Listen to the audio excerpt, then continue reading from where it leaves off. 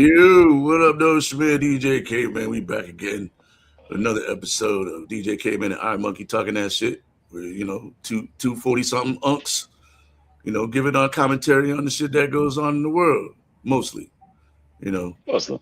because, like I always say, motherfuckers don't read and like to have opinions. So we don't talk to them. But, and we always have a special guest. Well, most of the time we have a special guest host. And when it's not Pete, it's somebody. It's one of our friends and family that's doing dope shit, in life in general. And this was special. You know what I mean? Mm. This real deal family right here. Like a couple weeks ago we had Quas on the show, Yeah. And now this week we got my family on the show. My sister coming on. What up, Steph? Yes. Welcome to the show. Steph. Mom. I feel like I should have one of those fake applause things. Yeah. With the kids. Yeah. Yeah. Yes, indeed. Yeah, man, Steph. it's a big one, man. I don't get to see my little sister as much because I'm way over here, she way over there. But Yes, little big sister. little big sister, man. She yeah. Mm-hmm. Yeah. My first best friend. You know what I mean?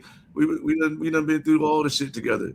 And You don't have to hide, Steph. You don't have to hide. she'll come on and check. She'll I don't come know on why and chop it up with us. And we gonna get into it. But we're gonna let you know what she do too, because she do dope shit, and we like to let our guests, do that thing. But before we do that, we always talk about the week. You know what I mean? So Yes. Steph, how was your week? My week was pretty long. It took about 11 days to get to Saturday. Oh, there. And then about 6 hours. Tomorrow's Monday. Right? But Oh, yes. I've been getting through it. 14-hour days, 6-hour weekends. Yeah. It's like, why am I at work for 72 hours straight? That's how it feels in an 8-hour day. Oh. Hey, life of a mother. You're never off the clock. Never off the clock. Never. At least dads, we get every other weekend. Right. In my next life, I'm gonna be the baby daddy. I keep saying that. I'm coming back as the baby daddy, and it's on. Hey, listen. You could be golden every other weekend. You could be a jerk for a whole fortnight. But when the kids are around, you're a dad. You're a saint. They love it, and they Oh love my it. goodness. Dads Oh, come man. through on the weekend, do their little one too, make it the best weekend of their life, and Mm-hmm. that does everything every day. And mom's a jerk. More. Mom hates me. Mhm. Now, She knows that big means. shout out to mothers.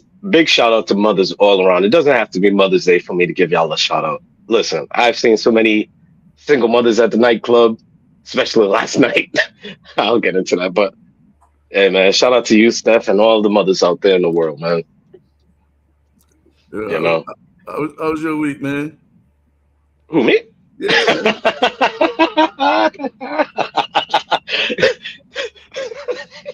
You was at the Thunder Down Under last night. You saying? Man, listen. All right. All respect due, because as much as I might be laughing, I 100% respect the profession. But shout out to Men in Motion, and I'll say their name slowly and calmly because it was pure entertainment. Granted, it's male strippers. Now I work at the nightclub as a barback, and there's different events in the club. So I seen almost everything, the gambit.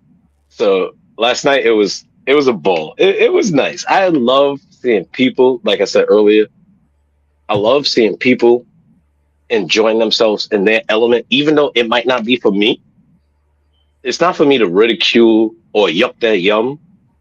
I love seeing people having a good time in their element. And they had a lady that was she was like a paraplegic. She was in a wheelchair. All right. And she was like, but yo, she was amped for them strippers, B. Like, yo, real talk. Like, she was like, it was pure comedy to me, but it wasn't like laughing at like the bad side of things. It was more of a, this bitty's really having a like she's people putting like dollars in her collar so that the stripper can come up and take it and throw it. It was pure joy. And I swear, dudes, before they got on the stage, I could hear them because I could see, like, because I'm a ball back, I'm everywhere. Dudes amping himself, Paul! I'm like, is he talking on the phone to his grandfather? Nah, this dude was pumping himself. Paul! Yo, man, you got to get ready for your performances, man. Like, when you got to perform, everybody gets amped up differently. Yo, swear to Moses, I saw a dude wrapping his shit with a sock. Like, the whole sock and the trousers. It's a real thing. It's a real thing. And Steph, you did bring it up earlier. A lot of these male strippers are fully gay. So how they getting aroused by women? Yeah, getting aroused. Not just only doing it by women. You're going to men's parties, you're going to that too. You have to be, I'll just call it well-rounded, because maybe they don't like to call it gay. They might think they're fluid. They're fluid. Fluent, yeah. I like well-rounded. I'm gonna use that. I'm gonna use that one. Well-rounded. Listen, one of the strippers, one of the patrons, she was having a cigarette with me outside, and she was like, "Yo, this dude kept telling me, stop moving, don't move." I was like, "Wait, hold on. Maybe he was edging and he didn't want you to move." She was like, "No, that was." I was like, "Okay." She was like, "No." I was like, all right. He kept saying, don't move. She was like, he was real forceful with it. I was like, yeah. He was about to bust. Oh my Lord. All right. As funny as that would have been a bitch for me to have to clean up. I'm like, nah, hell no. I'm gonna leave that for the cleaner. I'm leaving that for the cleaner. I'm gonna fucking justify his paycheck too. There was a whole documentary on male strippers back in the day on HBO. The lady, it was like the pimps up and hose down type series. Yeah, it was like them chocolate thunder dudes or whatever the hell they're called down in like Baltimore. We hired one. Remember back in the day, everything had to be recorded on the video. The VHS. We hired one for Michaela's birthday. She was turning like 19. Yeah, she was turning 19, and we hired a stripper, like, looked in the paper, dialed the number, and he showed up like some bald-headed black dude. And when I tell you that she got him to do almost everything on camera, like, she got him to do almost everything on camera. And from that day, I was probably like 17, because she's a little older than me. But from that day, I never respected a male stripper ever. One thing that I've noticed, and we can move on from this point, but one thing I noticed, male strippers are like a traveling band. They don't have no set spots. Like, mind you, Doug, you can't. You can't open a male strip club. Like, who's gonna go every day? Like, you know what I mean? Like. I mean, this day and age, maybe not back in the day, but this day and age. Nah, because they've been doing them. There's only been like one or two that I know of, and one of them's in Canada. And it's but when I realized, I'm like, yo, they don't have a set spot. Like, these are traveling nomads. Like, they just do parties everywhere. They're like gypsies. Yeah. They're Nori. They're on the run eating. These motherfuckers on the run eating. Like, it's like the circus, man. Like, because it's really like nobody's gonna want to go see Dick every day. No, you know what I mean? Like, it's just crazy. Well, listen, I don't believe that though. Listen. There's a lot of people in Congress and Senate that would go, but because of their high esteem They're Nah. Because of the creeping. high esteem, they can't go. There was an all male strip club in Providence for a little while. The Bullpen. Oh, what? Yeah, It was in the right Eagle, it was right the next to Eagle Cheetahs. Bar.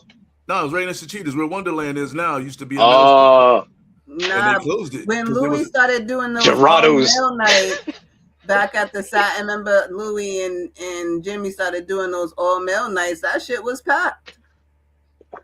Yeah. yeah, I don't know. Nah, the motherfuckers are traveling gypsies. Yeah, you're right. You're right, Steph. Like them motherfuckers can't stay still. They're on the run eating. They got to keep it moving. They got to make sure they keep dodging child support payments somehow. Child support's crazy. I'll be mad as hell if my baby daddy was a stripper. Listen, don't be mad at him. On. Be glad of the That's money. worse than anything. Nah, Oh, man, don't be mad at him. Be glad that he's actually hustling. Nah, that's worse than anything. My baby daddy. It's worse than him being in jail. Come on, it can't be worse than him being in jail. I mean, I don't think No, wait, much prison. of a difference. No, jail is one thing. Prison is another. Dancing for men, he'd probably be in jail stripping too. A stripper, they don't stop dancing. I'll be embarrassed. Ew, ew. Hey, he got bills to pay in prison too, right? Hey, toilet wine can only take you so far. Hey, well, I don't know. Shit. And plus now they got OnlyFans, so they could just strip online, I guess. But Online stripper. yeah. I'm your private dancer. I was thinking On about Cameo. doing On the Cameo. webcam shit. I watched this documentary on webcams one time, and I was like, I can do that shit. But you just got to know that on the other end, it's just dudes. Every time you hear that cha-ching, because women don't pay for men like that. Right. You know what I mean? They don't really have to. Like men chase women, so the women don't have to pay for men. Like men have to pay for women. So like any man that's paying for men is probably because he likes dudes. Hey, now, mind you, being a dude on the other end, and I don't know, I wasn't okay with that. Mind you, it's not my cup. I was like, what if somebody I know sees it, and then they're like, and they pay for it, and they're like, yeah, I saw your little peanut butter show last night. And you're like, yes, peanut butter time, like, oh, shit. Peanut butter jelly time. How you know? And he's like, that happened to the girl. Her stepfather was her biggest fucking fan when she had the OnlyFans. Her stepfather was her biggest fan. She was making all her bread off of him. Yes, I'm just supporting her career. I'm just trying to make her be what she wants to be. I remember that. Now, but like working at the club, that's one of the hardest things, especially nowadays, because everybody's doing TikToks in the club. I'm like, yo, it's a fucking dance floor there, but they got the camera like set off on the angle, and then they're doing their little thing. Mind you, I'm walking through. Now, mind you, now I gotta watch for cameras because people are taking pictures from angles. So as I'm trying to walk through, I'm not trying to be in your picture. That's why I always try to wear a hat and walk with my head down. People say, "Oh, you look serious." I'm like, yeah, because I don't want to be smiling, and then somebody take a picture of me looking at a dude dancing. Like, nah, man. Like, hey, you just gotta get it to dance. TikTok dances, so you can just jump in the dances, and then you'll go viral as the dancing barback. You could be the dancing barback, dog. Be the dancing barback. Just moonwalk moonwalk through the camera. Do the robot, do the hammer, do the typewriter shit. Nah, see, real talk, right? I have fun at work. I love my job. I really do. A lot of people don't want to be barbacks for reasons I can't get into, but beer is I love being a bar. Oh, but it's a nice workout. Like real talk. But then this is the thing. Going behind the bars while the bartenders are working, mezzo is tight. Like the bar that I work compared to FET, because FET had a wide berth. Like I could do a lot of shit, and bartenders, like you could have 3 people walking in the lane, right? This one, you barely have one. So mind you, I now have to bend down and put things over. I'm not trying to worry about dudes watching me and shit like that. But yo, it's a real deal workout. Like, cause now you have to contort and do certain things. That's why my body hurts. But being a ball back, I love it. sir. And talking with the people previously, like on our previous shows, that's what my script is about. Being a bar back, like changing the world from the end of your broomstick. Like people respect you because if you're hustling and you're doing your job, people respect you no matter what you're doing. You could shovel up shit behind an elephant, but if you do it with dignity and bring dignity to the job, cool. But just don't be a male stripper for Steph. Like, just don't do that. To that. It's hard. It's very hard, and not in a literal sense, but still. Male strippers have dignity too, guys. Yeah. You know, shit. No, listen, they're bringing joy to chicks in a chair, like in a wheelchair, and they can't move. Right. Like, Speaking of dignity, they have a service. How much is their dignity worth? That's what you have to understand, right? The same as a regular stripper. Listen, even as anything, how much is their dignity worth? Like, would you see these actors that are playing these roles as gays? You know what I'm saying? As sleeping with men and all that, and they're playing these roles to the T. They are acting, right? But as a straight man, can you really act that role? Like, how much is it cost you? Let me ask you something, because once somebody said something to me the other day. They can't accept a guy that was with another guy. You know, like, I was like, wait, hold on. She wasn't talking about me personally, because that's not my cup of tea. But I was like, wait, but you've been with other women, but you want men to accept you for you. She was like, nah, it's different. I was like, it's different. It's different, and I cannot understand, because as a bisexual man, but you can be a bisexual woman, but a bisexual man. So you're sucking dick, you had somebody else take advantage of you, and for her, that's what it was. For her, on a personal level, it was, as a man, it's hard to look up to him as a woman, because you let another man take advantage of you. He was like, even if he's the top, he's like, nah. The first argument, you're gonna be like, you suck some dick, nigga. You can't say nothing. There's no coming back from that. It's no coming back. Nigga, you can't say nothing to me. There's no coming back from that. Yeah. Fuck you, nigga. You sucking dick. You sucking dick.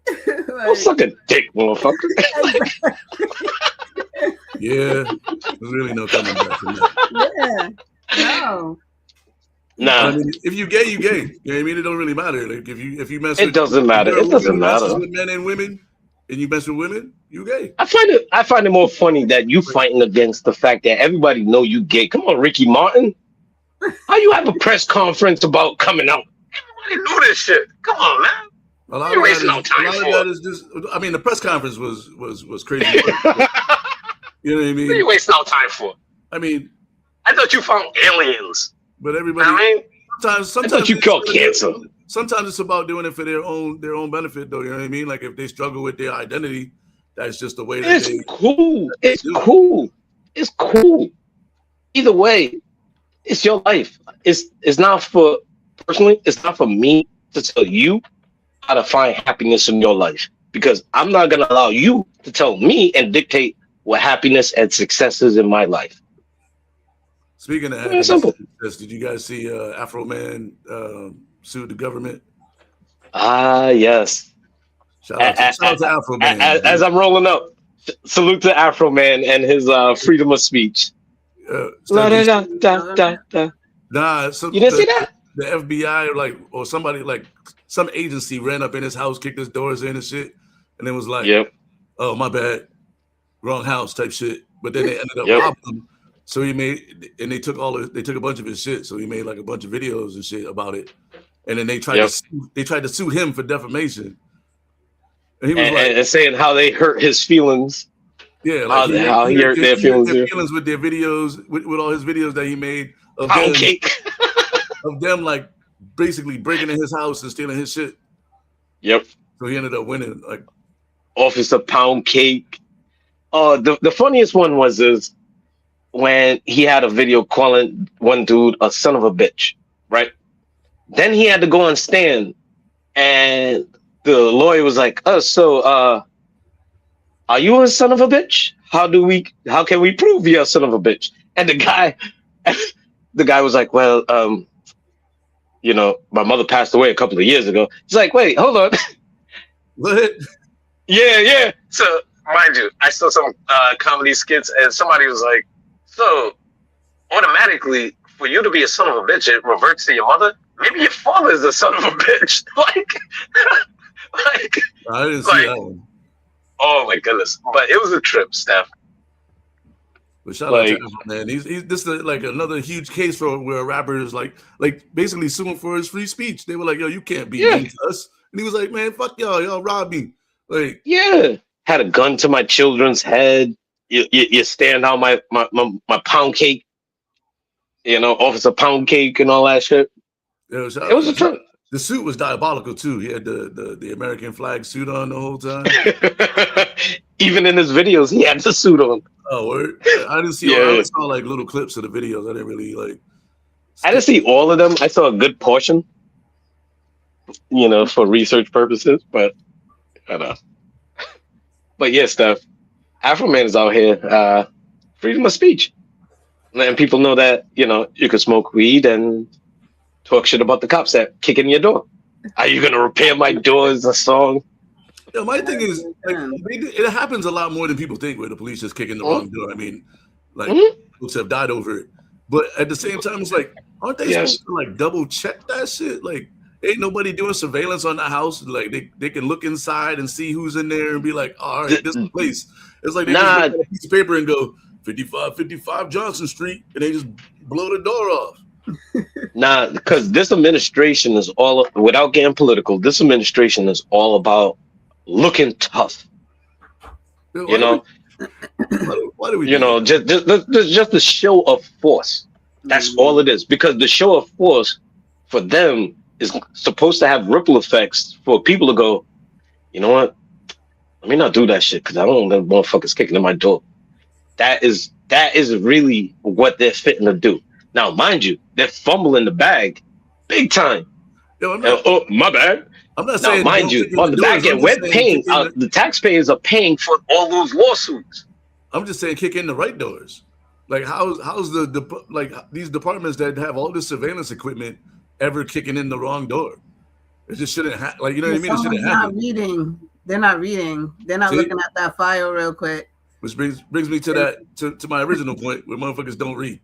Right. Like, because like you had all those details are in black and white, but motherfuckers don't read. They want someone to tell you. So they're gonna be like, oh, the address is on Brown Street. It's a red house. You pull up in the first red house you see, you want to kick in the door, not even realizing that there's a red house across the street because it's tunnel vision and you didn't read the number on the house. It'd be that. Yep. Yeah. Oh, and then they go, oh, my bad. Oh, like, motherfucker, my bad.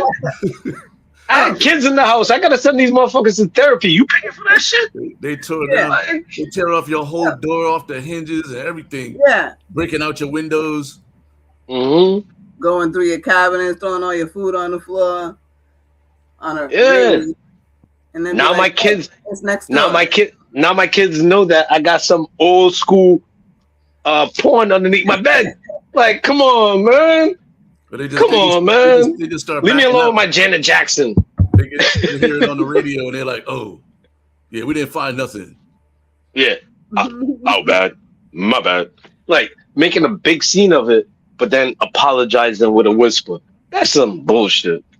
Right. You know what I mean? But that's quiet. And that's why Afro Man sued their ass and ended up winning. You know what I mean? The funniest part is that they tried to sue him. No, they sued him. That's why he was in court. Yeah, like, that's craziness. For defamation of character. Oh, get the fuck out of here with your doofy ass. Very narcissistic behavior by the police department, wherever Afro Man lives. Gotta gaslight motherfuckers. Basically having the rabbit apologize to the fox for the fox hunting him. Right. Like, the fuck I gotta apologize for? I'm sorry that you felt the need to want to hunt me. Yeah, I'm sorry I made you look stupid when you tripped. Like, nah, you gotta, and that's the thing with comedy. One thing that I will pivot, but that's the one thing that I've noticed with comedy watching like Mel Brooks and like his documentary. Comedy is really making light of your aggressor, so that way they're not that mean looking. They're not fearful. Like you have to take them down a notch, and that's what comedy does. You know, and that's why I was saying earlier, like with me laughing at the strippers, the male strippers. It's not about taking them down a notch with my comedy in that sense. It's about like letting them stay where they are and elevating them in a sense. But I digress. I digress. Digress. Yeah, so Yeah. as far as my week was, As I spoke up. Oh yeah, shit. my- Damn, 20 minutes in. How's your week, Daryl? yeah, sometimes we fall out the car. But anyway, I only bring it back because Ghost ride the whip. it's not. It's it was a pretty regular week for me actually. But a few good things happened, but I'm just waiting for them to be official before we make any kind of like extra announcements and shit. But what was I gonna say? Oh yeah. So How was your week, Daryl? It's not very often that my sister recommends a show to me, right? And so I've been watching Beauty and Black. I might have to watch it now myself. Here's the thing: I didn't know it was a Tyler Perry situation. I'm not really a huge fan of Tyler Perry. I don't like his TV shows as much as his plays. But so I was like, man, she got me watching. He has a place in society. He has a place in society. I don't know. His writing is terrible, but and I'm like, damn, she got me watching some Tyler Perry shit. This shit's probably gonna be fucking whack as shit. So I went into it just expecting it to be like trash, and it is, but it's like trash in like it's trash in the like train wreck kind of way, where like I've accepted that the acting is not that great, but like this family is out of control. You know what I mean? Hey, Steph. I'm sorry, Darryl. Steph, have you seen Beyond the Gates? No. All right, I'm sorry. All right, Darryl, what did you say?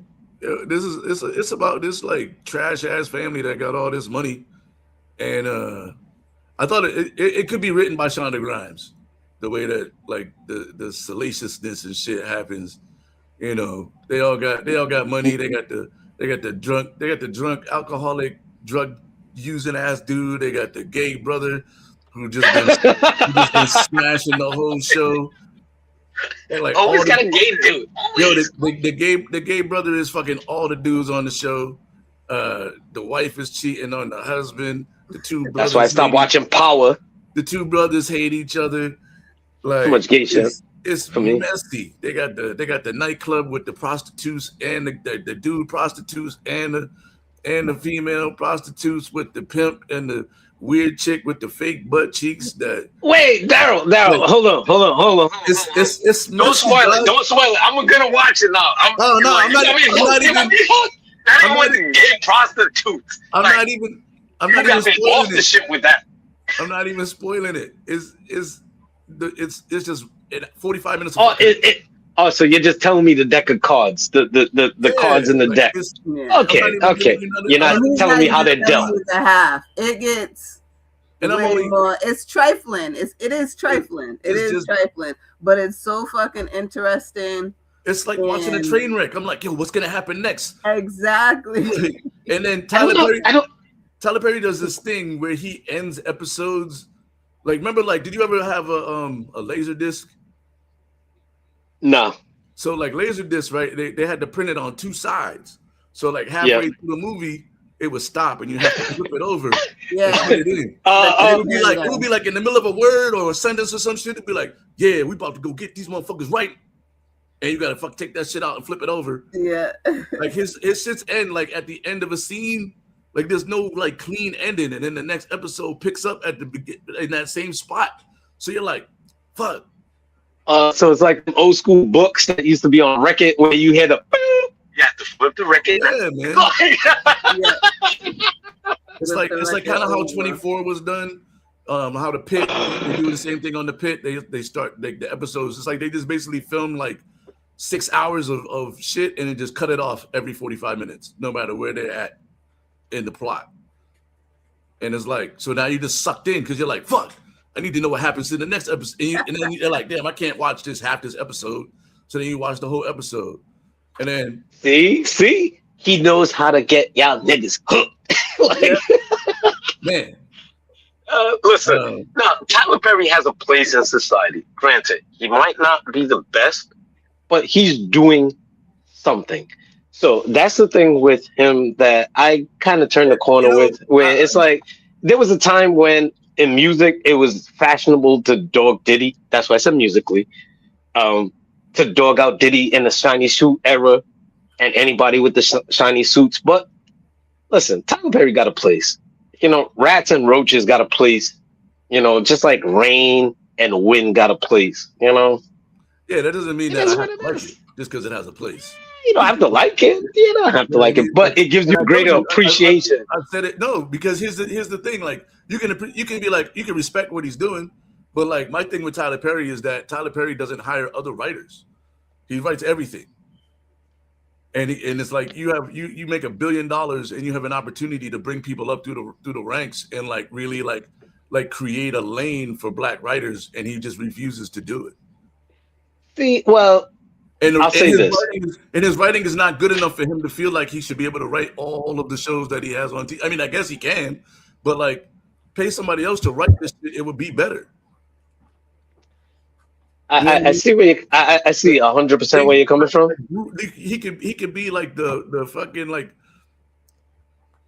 you know what I mean? It's like Spike Lee hires black directors and like you know what I mean? You gotta bring up the young writers into the thing. He's trying to micromanage everything and it waters it down, and that's my issue with Tyler Perry. I mean, but this show specifically, I'm kind of like into it, but it's like, but then I fall into the trap of like, man, this shit is written badly. Like the motherfuckers are supposed to be from Chicago and they don't sound like they're from Chicago. Yeah. You know what I mean? And it's like watching a Tubi movie. You got $1 billion, dog. Nah, leave Tubi movies alone. But for real, because Tubi, yeah.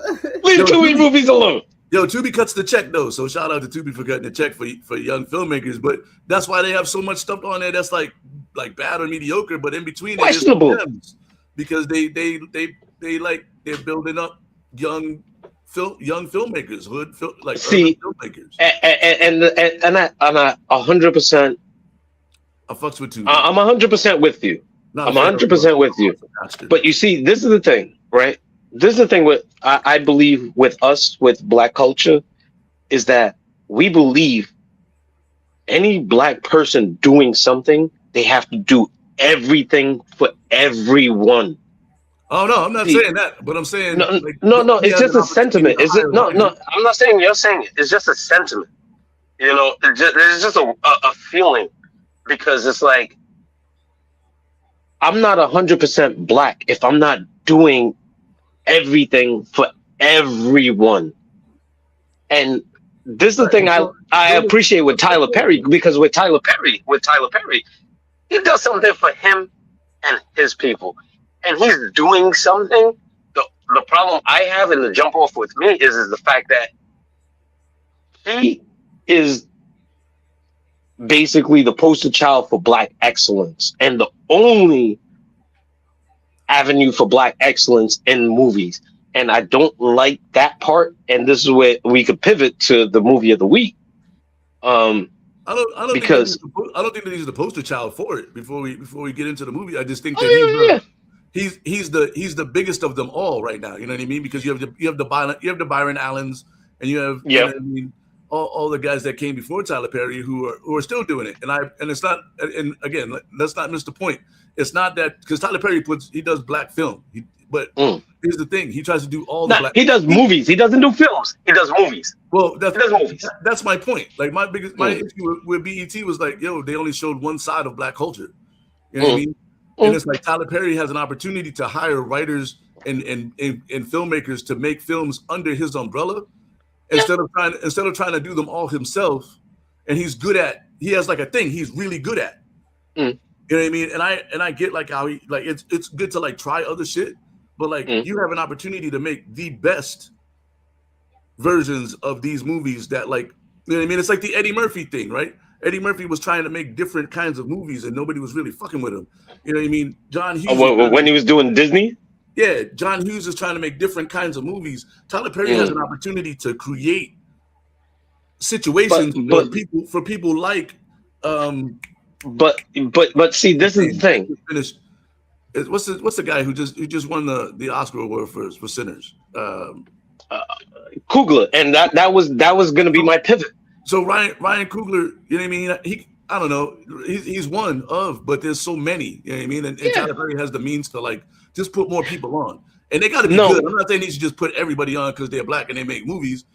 You know what I mean? But you know what I mean? Like he's not good at all of it. So why not put somebody that can be good at that section of like black action? But Daryl, this is the thing, and this is the thing that I appreciate with Steph's suggestion with a TV show. And I was thinking about doing TV shows because I watch a lot of weird TV shows. But with Tyler Perry, right? Yes, he is who he is. He doesn't have to be me. And he doesn't have to represent me. He is who he is, and he has a lane. Yes, he can do all these other things with the position that he's in and the power that he has and the influence. But this is where, like you acknowledged, Ryan Coogler comes into play.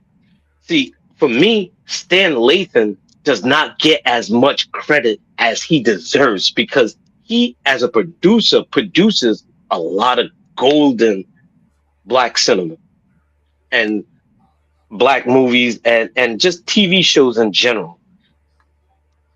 Bill Cosby is another one, and I kind of pause with him because he is who he is, and people mix the baby in the bathwater. So, like, that's why I was saying earlier, we expect any black person that's doing something, we expect them to do everything for everybody, and it's not fair to them. You're kind of missing my point. No. Your point, from what I take, is I want him. He can do better. He can do better. Yeah, I want him to do like you're not good at this kind of movie. Instead of you trying to like make a shitty version of that movie, find a guy like a Ryan Coogler and go, hey, come make this version of this movie that will be better than the version that I would put out. Like he's putting out shitty product, and I think it waters down. In my opinion, it waters down his like. For me, I don't look out for Tyler Perry because all the shit that he's done way too much bad shit for me to really want to give him a chance to do some good shit. So I hear you. Steph, you still there? Yeah, I'm still here. He's good at the ratchet shit. I said he's good at the ratchet shit. Yeah, he's good at the ratchet shit, right? So exactly. That's his lane. See, now, mind you, if I want to watch ratchet shit, I know who to go to. Like, he's my go-to person. Now, mind you, there might be other people doing ratchet shit, producing and directing, and I might find that by osmosis. But my thing is I don't tap into ratchet shit. Like, that's really not my thing. Like, my life, that's not me. Now, mind you, I would watch this show now just to expose myself and to give myself a little bit of range, because life is about growth, and especially with springtime. And again, we'll pivot to the movie of the week.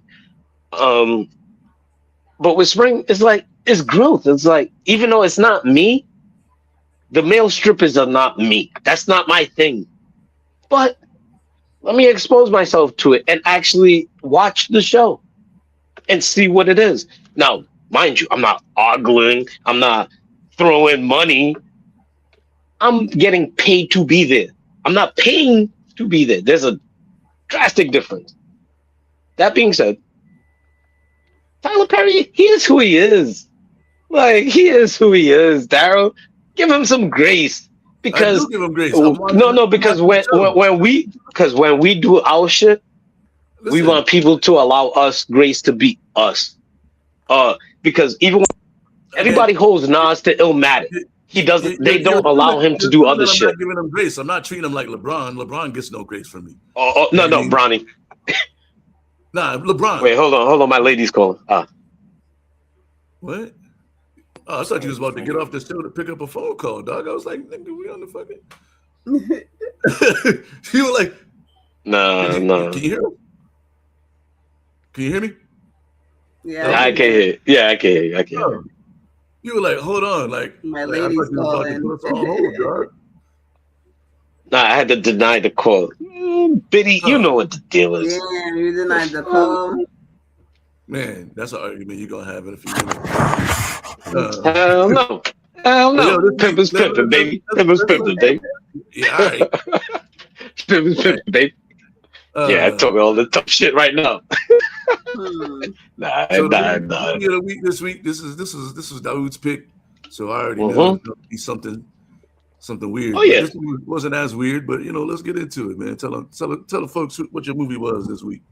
All right, so we was talking about Tyler Perry and the type of movies that he does, right? So, like, my movie of the week was Top 5 with Chris Rock. Now, I didn't know.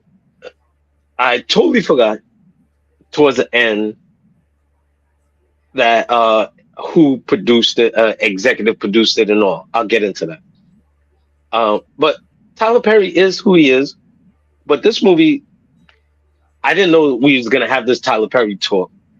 But this movie, I was trying to find like a springtime like rom-com black story. I have another one on deck. But this one, I didn't know you was a fan of the rom-coms, dude. I'm really not. I'm really not a rom-com. But it's spring, right? So like Ferris Bueller might be one of them movies that I suggest in the future. Just because it's spring. So with this movie, Top 5, with Chris Rock, we've been doing a lot of comedians. We've been talking a lot of comic talk.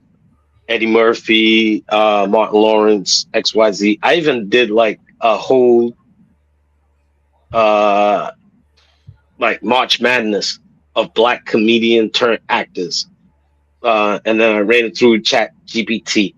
I didn't send it to the results to you, Daryl, but I got the results. And even the conversation that I have with Chat GPT is ill in itself. But this movie, Top 5, I saw it long ago. I totally forgot about it. But with Chris Rock, I wanted to try to find a good movie because I've always said that CB4 was his best movie because CB4 is great. Like, CB4 is great, especially with the rap industry now. I don't know if it's his best movie.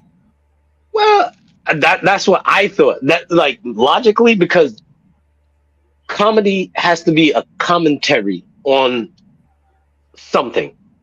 Like I said earlier with Mel Brooks, right? So with CB4, it was a commentary on the rap industry, what it could be, but it applies to today more so than ever.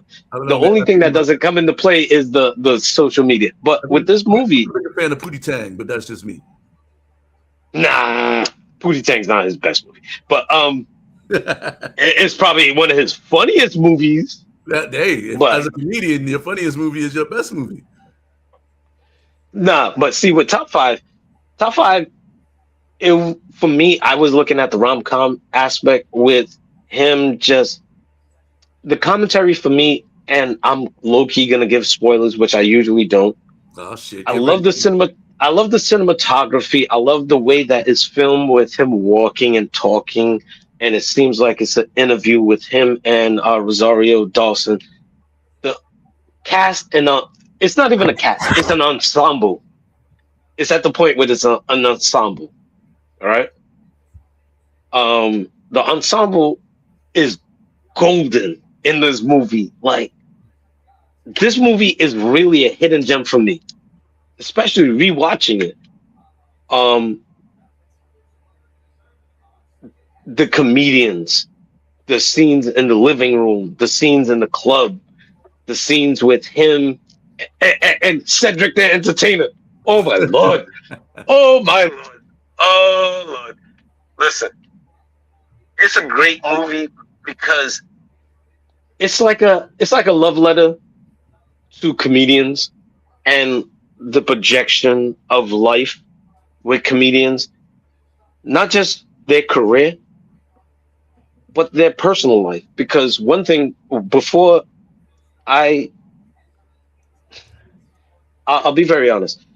Um, I want to get on stage. I have social anxiety with that. I don't want to be booed. I talked about it last week, where it's like if I come off the stage, I need to feel like I'm gonna be on Saturday Night Live next week because that is how confident I am with myself. Right? That's the kind of product I believe I need to put out there. But I've always asked, and I had conversations with a comedian, Dale Cover, right? Local. He moved down to shout out to Dale. Dale the Snail. He's living down in North Carolina. I asked him, I was like, look, how do I deal with female fans and making sure my lady feels secure that I'm not about them? It's just, yeah, I'm entertaining them. This movie kind of addresses those kind of low-key kind of things, and it's a good movie to watch. It's great.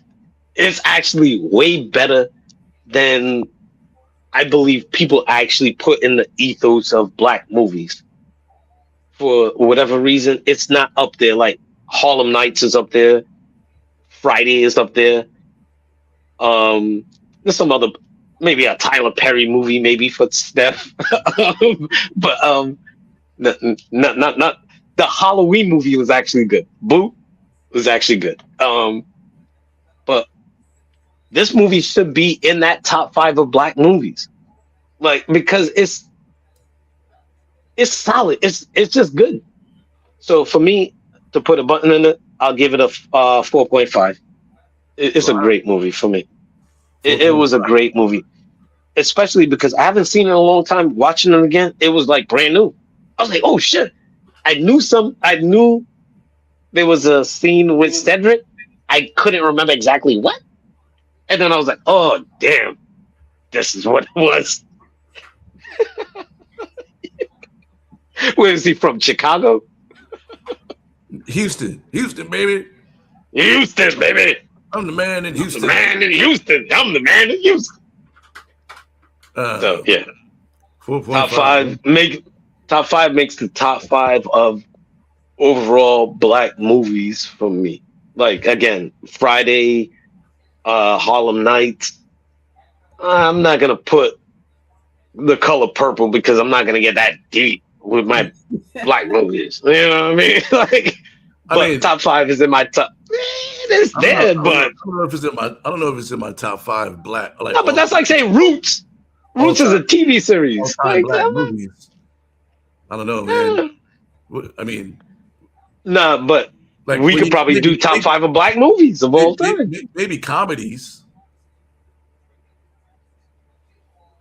Yeah, comedies. Yeah, comedies. Because at that point, Purple has to be there. You're gonna have to leave off like a Spike Lee joint. You leave it off. You leaving off a lot of. Do the right thing. By putting top 5. Now, again, arguably, it'll be in my top 5 of black movies. Arguably. Okay, shit, that's a big statement, my guy. Arguably, somebody could argue me out of it, and we'll pivot. Rosario Dawson and Gabby Union's in it. There was a lot of people I forgot was in it, man. Like, again, it's an ensemble. Like Tracy Morgan, like mad dudes, chicks, comedians, Jerry Seinfeld. The fact, spoiler, Jerry Seinfeld's in the movie. But Chris Rock and Jerry Seinfeld have been friends for 50 years. But the fact that it's not just who's in the movie. It's the roles that they play and the scenes that they're playing in. So Jerry Seinfeld's in the movie. Now, mind you, the comedy is the scene that he shows up in. That's the comedy. Right. But I mean, and that's the thing that comedians do better than everybody else, though. They put all their friends in their movies. You know what I mean? If you look at Adam Sandler, you look at Kevin Hart, you look at Chris Rock. Adam Sandler's in the movie too. You look at Dave Chappelle. Like, Whoopi Goldberg is in the movie. These guys go out of their Eddie Murphy. These guys go out of their way. Comedians go out of their way to give comedians money. No, but Daryl, this is my point. Jerry Seinfeld, Whoopi Goldberg, Adam Sandler, Chris Rock in a strip club. That's the joke. That's the funny part for me. Like that premise. That premise alone. Right, because it's funny. Right? Now, mind you, they could have been at a cookout. The cookout would have been cool. But that's not the cookout would have been cool. The strip club that's the punchline. Right. But and then Jerry getting almost kicked out. It's I mean the bigger picture for me is like, why don't, like, you have all these comedians making their movies and they're putting in all their friends and shit and making good movies and they're funny. You know what I mean? So I love to see it. You know what I mean?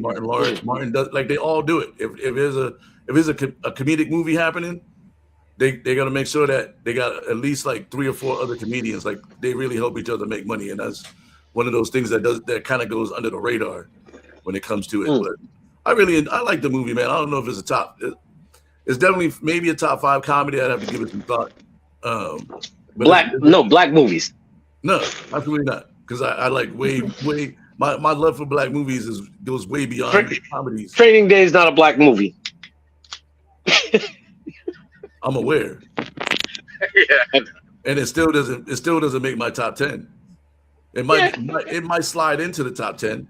But like, when I look at black movies made by black directors or written by black folks with a predominantly black cast, top 5 is maybe in my top 10. But it's a very solid movie.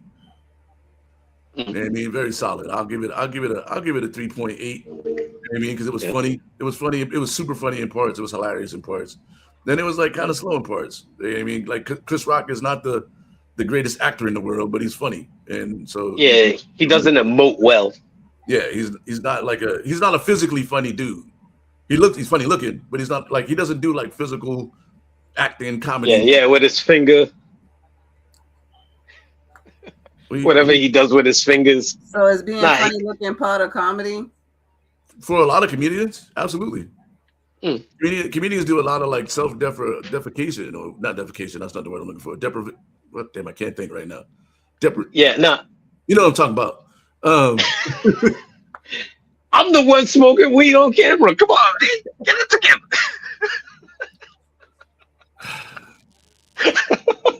You think comedians make it further if they're funny looking and funny? Like, I mean, think about the funniest comics that you can think of, and how many of them do you think are sexy? That's what I'm saying. That's what I'm trying to think of, because I can't think of none. I'm trying to think of the question. Women, who's the funniest? Because he's in the movie too. Damn it, JB Smoove. JB Smoove is very funny looking. Now, mind you, he's actually funny. Like the one, funny looking to be funny. When you're funny looking, you probably get when you're growing up. You're the target for all the kids who want to like crack jokes and shit. So you got to get funny, so that they're like a Kevin Hart, and he's funny looking too. He's like a little tiny dude. Yeah, Kevin Hart's in the movie too. See, this is the thing. People believe like I'm like a D'Angelo, Erykah Badu type person because of my vibes, you know. But then, like, well, yeah, because then people told you look like D'Angelo or something. No. The vibes, you know, the necklaces, the beads, you know. But then when I tell jokes about, man, fuck that bitch, like it just throws people off. So that's the comedy in it all. So this movie has a lot of those elements. Yeah, you know, I'm gonna give it a 3.8, man. I'm not gonna give it. Yeah. I'm not gonna put it in the higher pantheon. But we'll have that conversation about top 5 black movies. All right. I guess you know, Color Purple comes into play. As heavy as it is. How about you, Steph? How you feel about the movie? Historical. The Color Purple, but I don't know. How you feel about this movie, though, Steph? I try to suggest a movie that you can enjoy. I'm not really. I have to be in like a silly type of mood to watch like comedy. I'm more of like a dark kind of movie. As much as Tyler Perry that you be buried in? Come on. Yeah, but that's not. No, don't see. I'm not buried in Tyler Perry, just this show, because this show Okay, is okay. dramatic, I'm it's sorry. I'm ratchet. sorry. Like that's the Mm. kind of like Yo, shows that I can get it's buried in. definitely When it on comes to like brand. comedies and stuff, I have to be in like a Mm. specific mood for it. You know what I mean? See, now I suggested this movie because I tried to suggest something that, all right, the other part that I didn't talk about was the female aspect of it all, like her Rosario Dawson's life, right? And Mhm. her point of view and her aspect of things. Because even though Chris Rock was the star, sometimes like I look at the point of view of the other characters in the movie. So for her, it's a love story for her as well. You know, especially the way it ends. No spoiler. Um, but I try to suggest like the original movie was Fackham Hall, which was like you don't have HBO Max, but what it is was this Bridgerton type movie, but done like Naked Gun, you know, where it's stupid comedy. You know, it's just dumb comedy.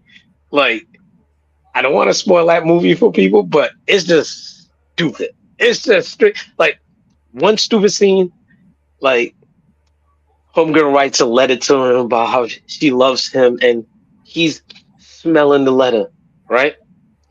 And they show the scene of her taking the letter, and she blows glitter dust on it, and it falls into a chamber pot of shit, and she's like picking up the letter. Oh, so mind you, he's smelling the letter. Bro, Ah. not to cut It's you off, stupid but comedy like that. Mike Thrasher's in the chat. What up, Mike Thrasher? Shout out to everybody in the Facebook chat. He Hey, said, and Thrash, I need to shout out. I need to talk to you, Thrash, man. he reminded me that The Color Purple was produced by Steven Spielberg. So, is it a black movie? I mean, not by your standards. It's a movie with black people in it. Black subjects. So again, is it a Well, black movie? we're gonna have to put together a criteria Hey, Thrash. for what qualifies. Shout out to Thrasher because real talk, I was thinking about Thrash because Lamar reached out to me. Robert Lamar Oh reached shit! out What to up, me. Mark? Shout out to Mike Thrasher, the Mark Jackson of the JCC. Yeah, that's my dude, Thrasher. You know, aka Price. But we'll talk about that off screen. Okay. Um, What else is going on? Yo, Steph, you want to talk about Ratchet Baby Mamas? Ratchet Baby Mamas? Yeah, you sent me a whole list of shit to talk about, and one of them was ratchet ass baby mamas who bring their kids mm. to the bus stop in their pajamas. Oh yeah. Is uh, that like Can- that's like a new human type of thing? Like I feel like New humans. The evolution yeah, of like things. the little short, the no bra, the mushi. I know I might wear my scarf or whatever. Walking real flat footed. Dragging the kid. Dusty. you know, Come you on, know, dude. you know, the new humans are the fault of our generation, right? Say what? We made the new humans. We Who? made the new humans, and Nah, I tell my son about slouching, and he gets mad about. Come on, Dad, why you hating on me? I'm like, nah, dude, you taller than me. Stand tall, man. Like, stop trying to shrink down to my height. Like our generation made these people. Like all their parents are our age, bro. Yeah. Like all You're their Yeah, parents are our yeah. age. You Like right. we're responsible for the kids who wear their pajamas to school. And There's somebody that doesn't have kids. I saw. Yeah, you don't have kids, Daryl. Come on, man. I watched a whole group of kids coming to the bowling alley Friday night, and they all had headphones on. How are they supposed to talk to each other? Daryl, come on, man. You don't have kids, man. Not like the earbuds. You talking from the? So you know they can't hear shit. They just listen. You talking from the bleachers? They're listening to their own music. Man, listen. Ask around. All these still suffers from the new humans that we produce. If your kids between like 18 and 30, that's us, dog. Like That's us. That's our generation. Nah, Not me. nah, Not you wait. specifically, Nah, but listen. Hold on. All right, so I work in the nightclub as a bar guy, right? So every Friday nights they have 18 plus old school stuff for you. Used to be confettis. It's now mezzo, right? So it's still 18 plus. We don't I don't see a lot of like 35-year-old dudes as much as I did when I was younger. So respectfully, like it's a lot of like college kids. So a lot of those kids are my kids' age. I yeah. And how mean, old are you? And those are the 47. humans. Yeah, that No, those but you see, nah, see, my thing is when will. they're partying, I make sure that low key they're partying right. I'm like, yo, B, I see you like lurking this chick. Like, just talk to her. Just talk to her. Just They don't know how. sink or swim. No, but you see, that's where I come in as a coach. Like, I'm not a player no more. Come on, This man. is why I tell my lady. This is why I tell my lady. 'Cause, see, like I denied my lady phone call earlier. My lady understands. I'm not a player. I'm now a coach. Uh, I'm now trying to be the Pat Riley so of you things. trying to fix the new humans that our generation has. Yeah. I understand. Well, You're like Captain Planet.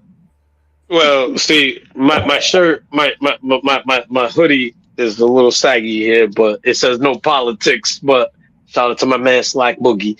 But um, my thing is look, even if Steph Sons came into the club, she should feel secure that I beat you a little bit slumped, and I'll grab him a bottle of water, and I'll give it to him for free.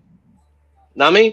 So is But I'm trying to coach. I'm trying to coach him. I'm trying to coach, but but you I'm can't. You also can't. watching and observing how Again, they operate. It's funny. It's I'm not cool. speaking. I'm not speaking directly to you as a man or a parent. I'm speaking about the generation of us in our 40s Yeah, are yeah. responsible The tidal wave of like things. just like the baby boomers are responsible for us being latchkey kids and Right. Yeah, growing up without like yeah. Pharaoh. without Little growing like up without Pharaoh. all the financial knowledge that we should have to be able to provide and do all I, the things like I, dairy. You know what I mean? Like that whole generation is responsible for what we are. We're responsible nah, for the generation behind us, man. Like, and so good nah. for you But to low key, us. I was taking it as a personal attack because again, like you don't have kids, so you talking from the sidelines as I'm trying to coach right You're here in the right. game. Because I I mean, see so I have a no, different but it is valid because I have a, sometimes you gotta hear what people are saying yeah. in the background. I have Know a what I different mean? It's I have a like, different seat.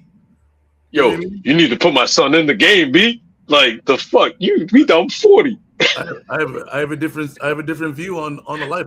I got six nephews. You do, you I got do. I got six So nephews, and you know I've been responsible for lots of children in my lifetime, and you talking from a straight unk profession, you yeah, know? but it doesn't change the fact that I'm a unk slash dad, so yeah, low we key getting triggered. you know some of us do a really good job with our kids, and those kids become the outliers, right? Mm. But there's a good majority of folks out there that's doing terrible with their kids, and they go to school in pajamas. No, but you know what though? When it's You 16, know what though? What when it's 18 degrees outside, they got on pajamas and Uggs or And when slides. they leave. But see, what Steph is bringing up is a valid point because a lot of times it's a reflection of the father, and people say like, well, you know, you're every other weekend dad. Like, nah, man. Like, I pay my child support. Like, fuck that. Like, I haven't got a tax return because it goes straight to child support, and I'm cool with it. I pay for my child's like horseback riding classes. I never rid a horse in my life, but I make sure my kids done karate, kickboxing. What Steph brought up is nobody ever looks at the mothers. Some of these mothers are ratchet as fuck. Like, fuck them mothers. Like, real talk. Like, they're using their kids as paychecks. And it's sad. It really is. Bitch, there's a thing invented called grease. Put it in your hair. Work your edges. Like, stretch. Like, I'm gonna jump off that, and I'm not gonna go on a whole Tyler Perry rant like you had earlier, which is valid.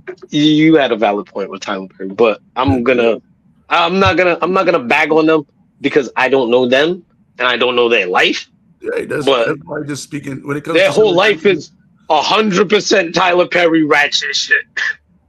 Even if it's not Tyler Perry, their whole life is trying to be, baby mama of Rhode Island. You know what I mean? Baby mama of Chad Brown. It is what it is. It is what it is. Hey man, listen, They trying to get their own reality show, and I'm not knocking their hustle, but I just hate the fact that the court holds me more accountable than they hold the mothers. Honest fathers, I should say. Well, I mean, that can only change by us being better humans. But you know what I mean. I don't even know how we got there. We were just talking. No. Because with the kids and everything, and the ratchet kids, and me taking you on a journey in the nightclub, and making sure that kids are golden, and me being a coach because I'm not playing no more, and Well, I mean, laying in the plane. I'm laying in the plane. but Laying in the plane. what else are you watching Yeah. right now, sis? I'm trying to. I need some more ratchet shows to watch after I breezed. Wait, what was the name of that show? Those Steph. Just a recap. Black. It's Beauty and Black. I'm not really watching nothing. Beauty, I'm not really big Beauty on in Black. I'm more like What's that streaming on though? So that's Netflix. on man. Netflix. Beauty in Black on Netflix. Okay, easy. I'm gonna get it on my thing here. What you saying? You're not really watching anything else? I'm not really watching anything else. I just come across stuff and I'll like binge watch it and then I'll be good.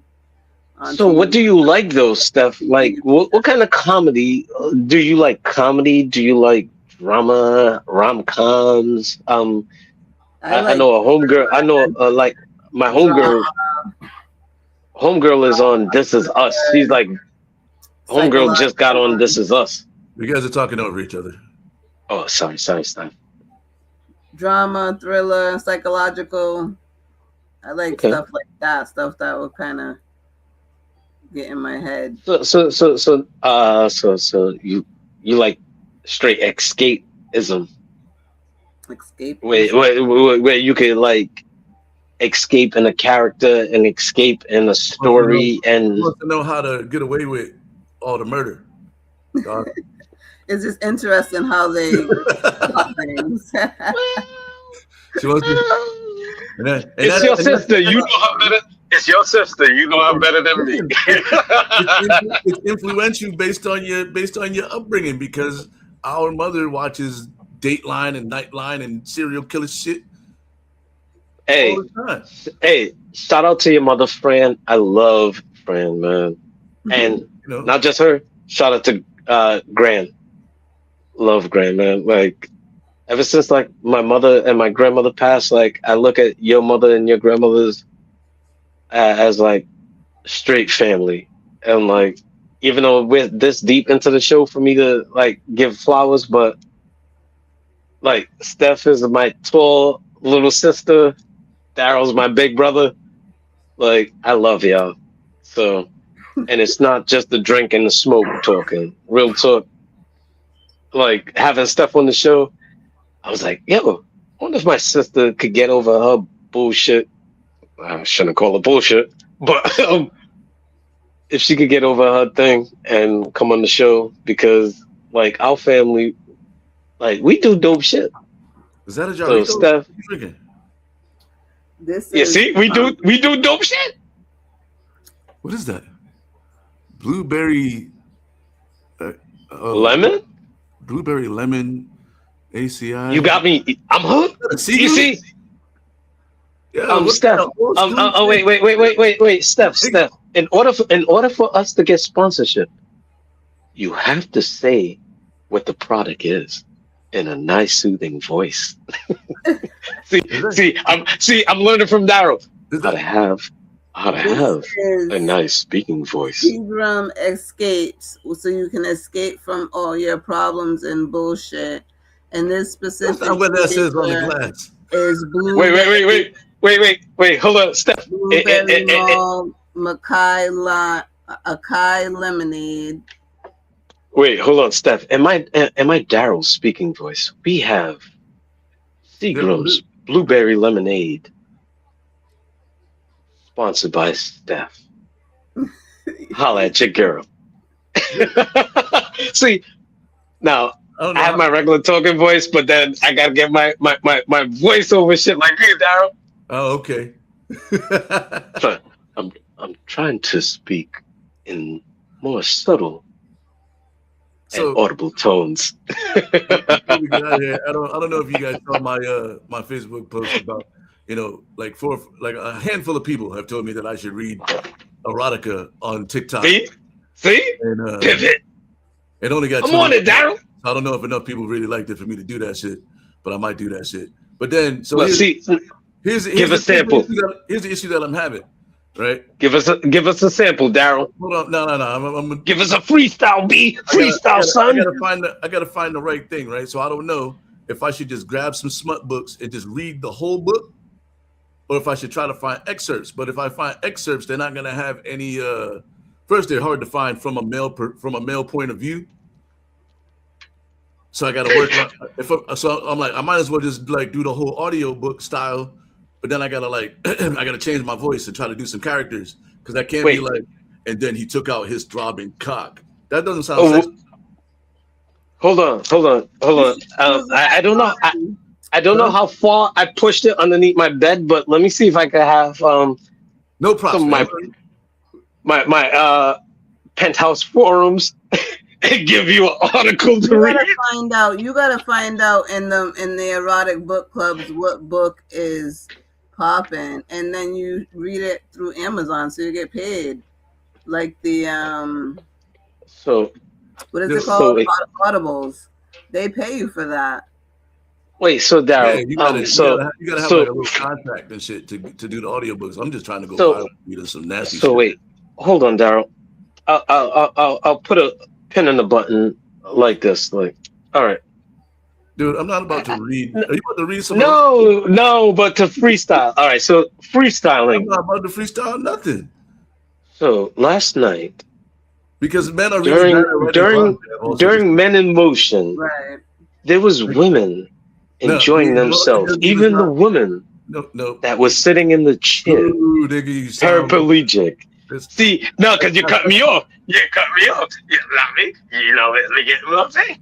But you see, that's what I'm saying about freestyling. Just give somebody I'm letting you have a lane to let the ladies hear and feel the vibes of the voice. I'm gonna give you the same answer that I've been giving everybody else. When they say, you can just send me the clips, and I go, this freestyle ain't free. If you want freestyle ain't free. If you want to hear DJ Caveman do erotic readings on TikTok, then you need to subscribe to my TikTok or my YouTube channel, because that's where they'll be. So wait, Daryl. When's the last time? Wait, Daryl. When's the last time? Just post the whole thing. Daryl, when's the last time you watched the movie Cole? No suggestion from me. No preview. Just all right. You know what? Tubi, play. Yo, that's actually. When's the last time you did that? When's the last time you did that? Funny you should say that. I'm trying to. I'm funny, okay. Funny you should say that because that's how I watch Tubi. I go to Tubi and whatever the first thing is in that first box, I watch that shit. That's how I ended up watching Marines the other day.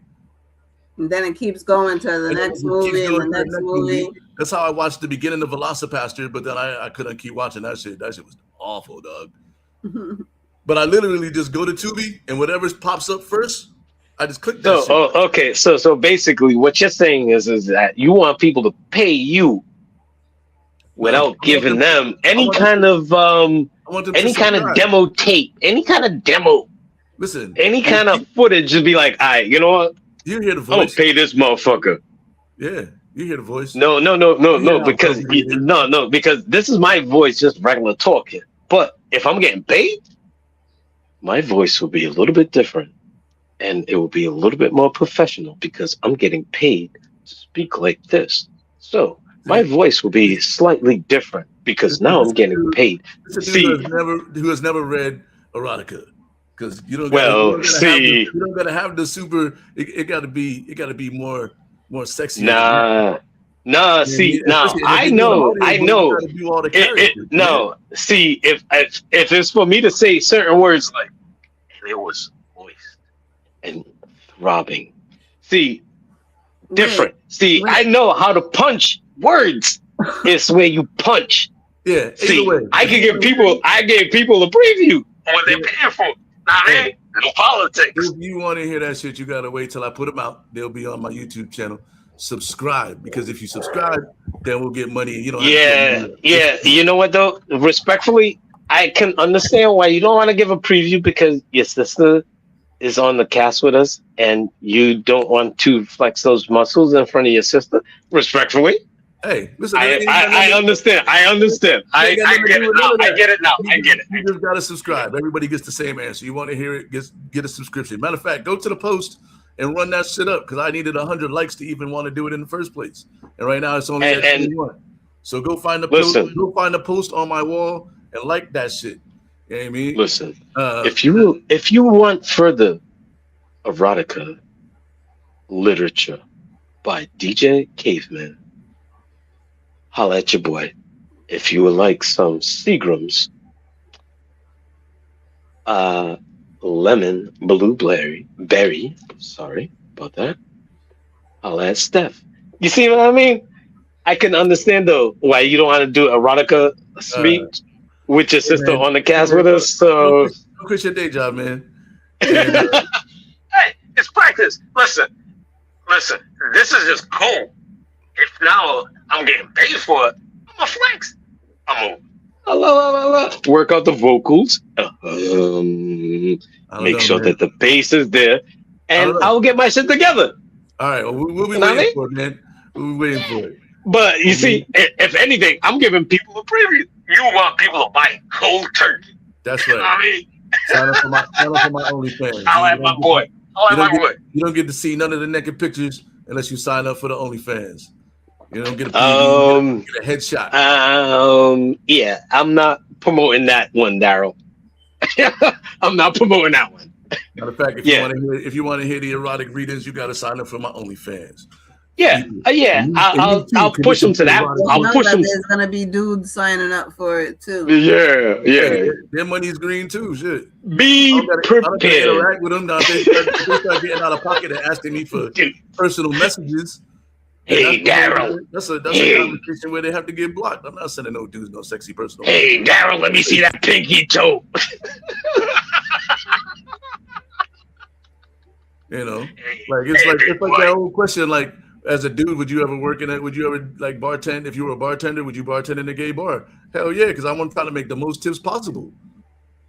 But no. It's one thing in bartending, and it's another thing with gyrating. Like, you fitting to make more tips than you might be willing for. Look, if I'm a bartender, I work as a barback at gay nights. I'm trying to make the most amount of money behind the bar as possible. So if I got an opportunity to make a wild amount of money, I'm gonna do that shit. You can't touch me. I'm behind the bar. Listen, as a barback, I have to walk the floor for like gay nights. You wouldn't do it. I'm friendly. I'm friendly, and I'm cordial. I'm cordial, right? But I'm not welcoming. Where I'm not welcoming from them to pinch my nipples. Nah, hell fucking no. Don't get that comfortable, B. I'm working. What the fuck you doing? You're taking the point to a place that it doesn't need to go. I'm working behind the bar. He's gonna come up and order a rum and coke. You behind the bar, but as a barback, I gotta walk the floor. I'm talking about I gotta walk the floor. I'm amongst the people. I'm amongst the people. So you in one station. I'm also behind the bar, but as they're dancing, I gotta walk and pick up cups to make sure they don't kick it over and they gotta spill. But the point that I was making is whether or not I was bartending. I wasn't even talking about being a barback. Like, I don't have to deal with that. So why wouldn't I go make the most money? Dude, it don't matter if I'm in a straight club or a regular club. If it's a gay dude in the club that wants to flirt with me, he's gonna at least shoot his shot. He's already looking. You know what I mean? No, but you see, I be looking good to the motherfucker most times. At least I be no, trying. but you see, I get also tipped because as walking the floor because you're in the station as a bartender, right? You miss I'm walking the floor, right? I'm walking the floor and I'm picking up shit somewhere and that I'm is making sure never meant to go. and they're tipping me too. So it's for me to be nice and cordial You're missing it. because You're missing it, man. You're missing it. am I? Yeah, you are. But No, I see your point. I'm just taking it a little bit further. I'm sorry. we're up against it right now, though. Steph, how can Yeah. you talk about what you do for work, man? I feel bad. I like to people know. Real quick, Yes. tell people what you like. I Outside of Seagrams. We am do an this thing. estimator for property damage. So we do this thing. We're doing this new thing where we ask our guest hosts to give like a couple things that people should know before they get into your profession that we didn't really talk about. But you're an estimator for insurance. So when people's houses blow up next to your house, you can Damn propane. get Damn that propane. Shit. you can get that work. But what's a couple things that people should know off the rip before they get into insurance that they might not know that they're My gonna need to know eyebrows. to be successful As far as like employment, in general? Like, what's the one thing like when you got into insurance that you were like, damn, I wish somebody would have told me this shit before. read your policy. They put all of that shit in small letters with multiple pages because they don't want you Devil's in the details. Yeah, read and understand. Definitely. It sounds good.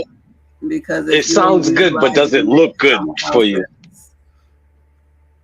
Yeah, that's the number one thing.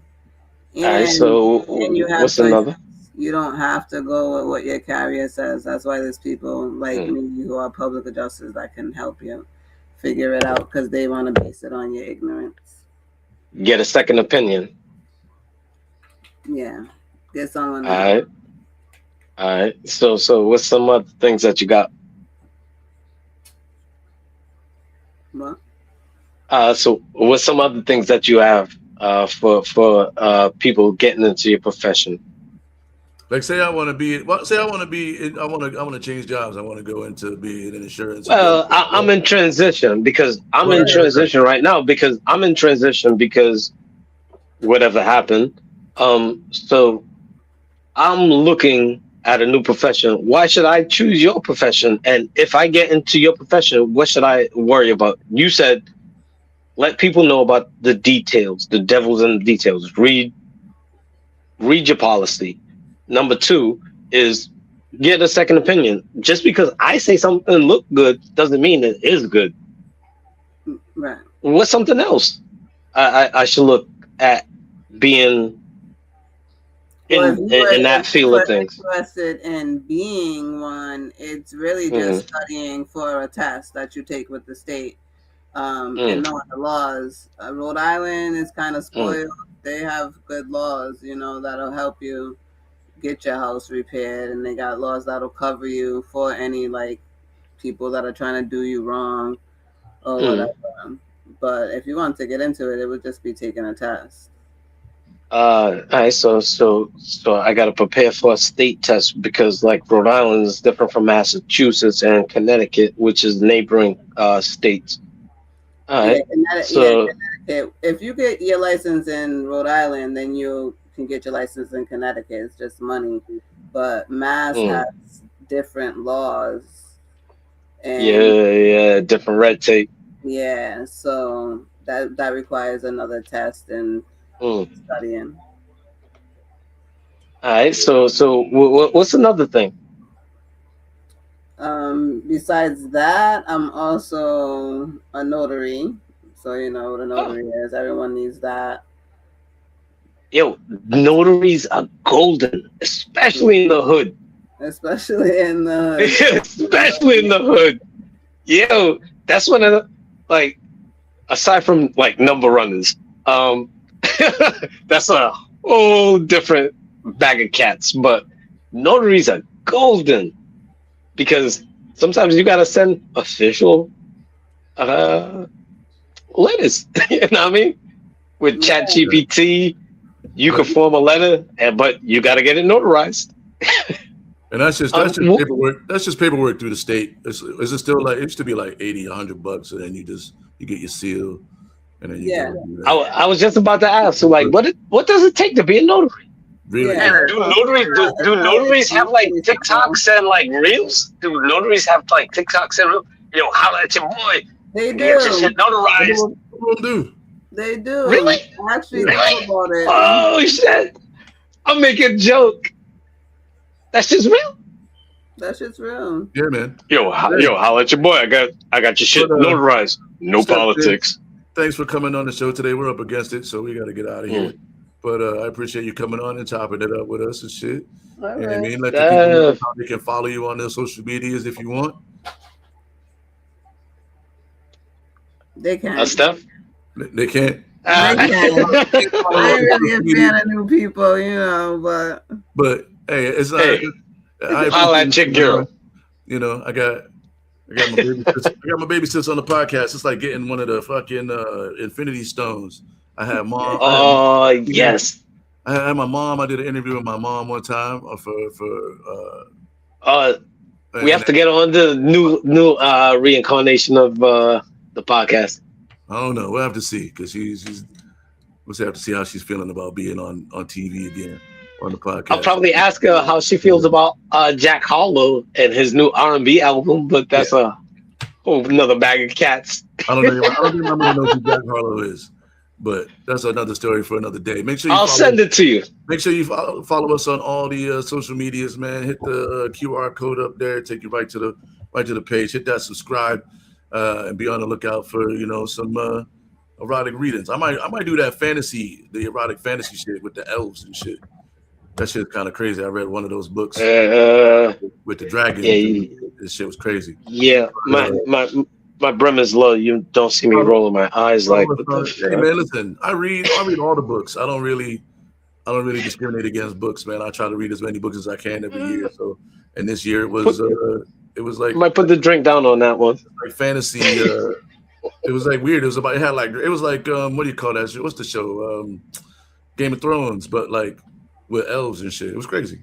But anyway, sci-fi, man. I'll take your word. I'll take your word on it. I don't have to subscribe, but for those that like, I'll let your boy. Make sure you follow us on everywhere, man. Shout out to everybody in the chat. We'll check y'all next time.